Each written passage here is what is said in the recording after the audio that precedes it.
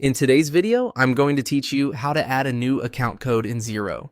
By the end, you'll know exactly where to go, what each field means, and how to set your account up correctly the first time. Start on your Xero dashboard.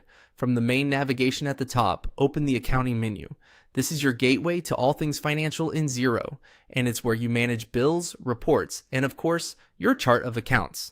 Next, choose Chart of Accounts. Think of the chart of accounts as the master list of all the categories your transactions can post to. Every income, expense, asset, and liability you record will land in one of these accounts, which is why getting your setup right is so important for accurate reporting. Once you're in the chart, click Add Account. You're creating a new general ledger account here, which will become available to use in transactions, bank rules, and reports. You'll be asked to select an account type. Pick the type that best matches how this account should behave. For example, use expense for day-to-day costs, revenue for sales or other income, asset for things like bank accounts or equipment, liability for loans or credit cards, and equity for owner's capital and retained earnings. The account type affects where the balance shows up on your financial statements and which options are available later, so choose this carefully based on what the account represents. Now, enter the code. This is the unique number that identifies the account. Keep it consistent with your existing numbering structure so reports remain tidy and easy to scan. Many organizations reserve certain ranges like the thousands for assets or 4,000s for revenue.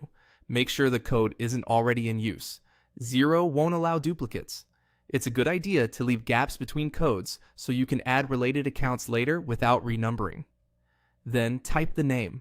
Use a clear, descriptive title that anyone on your team will understand at a glance. Avoid abbreviations that could be misread and be specific enough to distinguish it from similar accounts.